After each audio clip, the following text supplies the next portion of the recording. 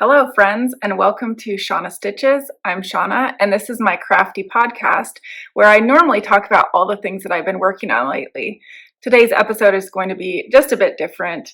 The main focus is going to be on Clue 1 of the Stephen West Knits Mystery Knit Along called Twists and Turns, which is the 2022 Mystery Knit Along. So if you're not interested in seeing spoilers or the mystery knit along or what have you, this probably isn't the episode for you. So I'd encourage you to go back and watch a different one where I'm talking about a variety of knitting projects. And let's see, today is October the 11th, 2022. This is episode number 59. And the first clue came out on October the 6th. So that means that the mystery has been out for 6 days now, which we almost have another clue coming. That'll be Thursday. So we have 2 more days to wait. And I have so many feelings about this clue. Some good, some not as good, but I am very excited to see where we're going from here. So if you've been living under a rock and you have no idea about the West Knits Mystery Knit Along for this year, I will give you just a little bit of background. The clue calls for 2 200-gram colors, contrasting, and 1 100-gram pop. So these are my colors. I'm using Knit Picks palette. The almond color is my main color. The coral color called Conch, I think that's how you say it, C-O-N-C-H, Conch, is my contrast. And Cosmopolitan is my pop. So unfortunately, my 2 colors here, my main and my contrast, do not have a lot of contrast at all. I've used the black and white setting and they just don't. I picked my colors based on the Sansa Flora or Flora Sansa by La Bien-Aimée on the Stephen and Penelope website. And when I was on Knit Picks and I was picking the almond color, I thought this was going to be a much lighter sort of cream color, and that would have contrast with this. The pink pop does add contrast. I do like the colors together quite a bit. I knit up a swatch, and this is that swatch. And although there is not a lot of contrast, I do think you can see the colors clearly, like they're defined from one another. And so I'm not a color theory expert. I don't know why, if there's not contrast, why those 2 colors would be as distinct from each other as they are. But I have found that they do have contrast. I knit my swatch with the same needle that I'm using for the MKAL, and that is a 3.75 millimeter. I can't remember what US size that is. I normally just go by the millimeters because it makes more sense to me. Even though I live in the United States, I don't know. So anyway, I always go up a needle size. I used to be a pretty tight knitter, and now I find that I am less tight than I used to be, probably more around average. Definitely not a loose knitter by any means, but I do like the size of shawl that I get with a larger needle. In the past, I've always had a lot of yarn left over from the mystery knit along. So by having a larger needle, hopefully I use up just a bit more yarn. All right, so I've already explained that this is going to show the entire clue. So if you really don't want to see it yet, look away. I mean, I guess turn this one off because I'm going to be talking about it for a while. So this is my finished Clue 1. It's not blocked.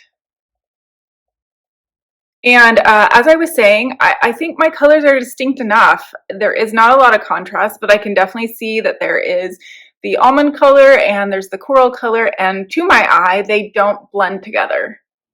I'd be curious to know what you think. Do you think those colors are distinct enough from one another. I mean, it doesn't matter. I'm not going to knit it again. So anyway, when this clue came out on the 6th, I woke up early and I got started right away. I originally was going to start knitting without looking at the video. I finished the I-cord cast on, which is done in the main color, the brown here. And it said to start picking up stitches, which I've done before, but I just wanted to be sure I was doing it right. So then I started watching the video. I sent my mom a link to the video because if you haven't watched before, we're knitting this together and she has different colors than me. And she told me she'd already watched the video. She knew it was coming, but she hadn't cast on yet. So I start knitting this, and I will pop in a little picture because I really, maybe I'll unweave a few for you here. So as you're knitting this, you start getting these loops. And you know, this is from the wrong side, but all these braided stitches, which are essentially like ginormous knit stitches, they look like this. And I wasn't very far in, but I told my mom, I said, oh, I bet you this is going to be like a Jacob's ladder.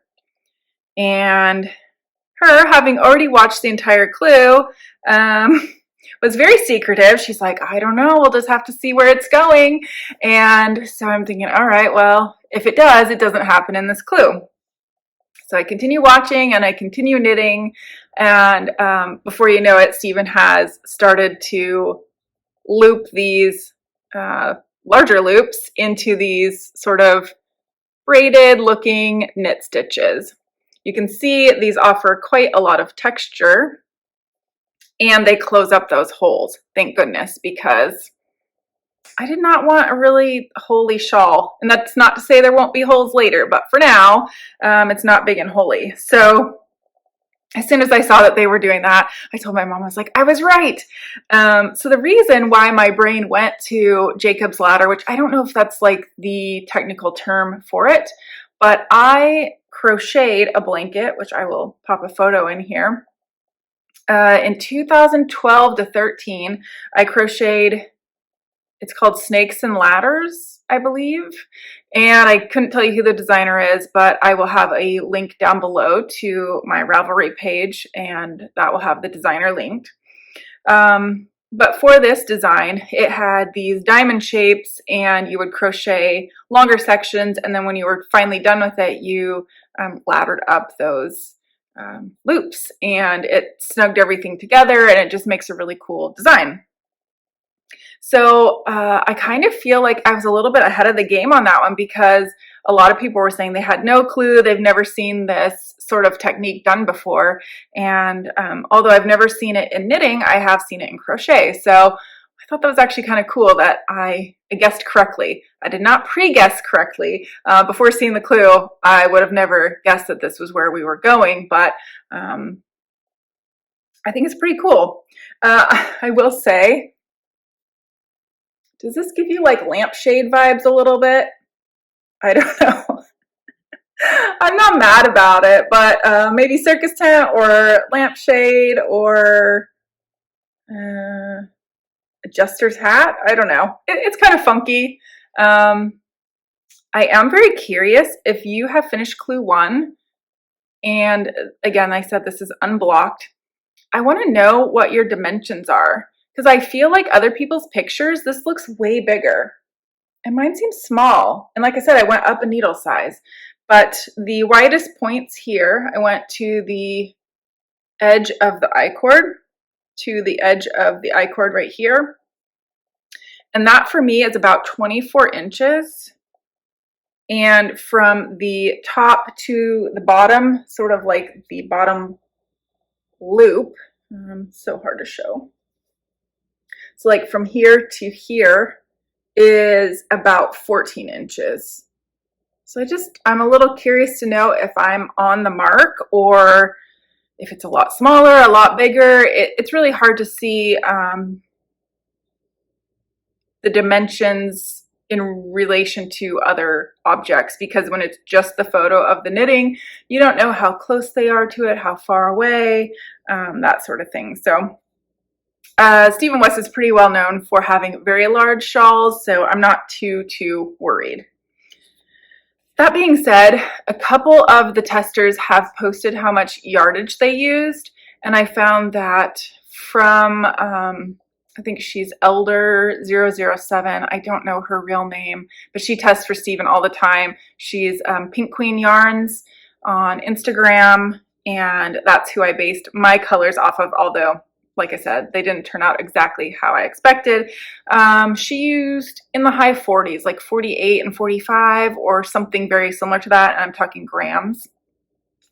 I ended up using 55 or so of the Almond and I think 48 of the Conch.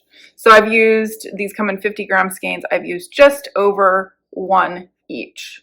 Or actually, I guess I've used just under one and just over one. So that still leaves me with 3 mostly full balls of yarn for those colors. And yeah, I'm very excited. I can't wait for Thursday and to see what the next clue is going to be. A little side note on that. I'm going to the Oregon Flock and Fiber Festival. I leave Friday. So I'm going to have all day Thursday and a good chunk of the day Friday. Maybe I will knit in the car, but also I might drive. I'm not sure. But I will be in a class all day Saturday and shopping at the marketplace on Sunday before heading home. So hopefully I can get Clue 2 done as well. If everything goes according to plan, I would like to film a little video for each clue. We'll see how that goes. Anyway, thank you all so much for being here. I really do appreciate you checking in, and I would love to know how you feel about this clue. Where are you at? Have you finished? Are you ready for the next one? Have you not even started? On the note of not even starting, as soon as I'm done with this here, I am going to go meet up with my mom, and we're going to get her cast on and get started. She said she started the I-cord at least once and wasn't liking the way that it looked, so she ripped it out. And I would just say I-cord's a little finicky, and because we're picking up at least along one side and probably another side, that's just my hunch, I don't think it matters a whole lot. And of course we know blocking fixes a lot of things.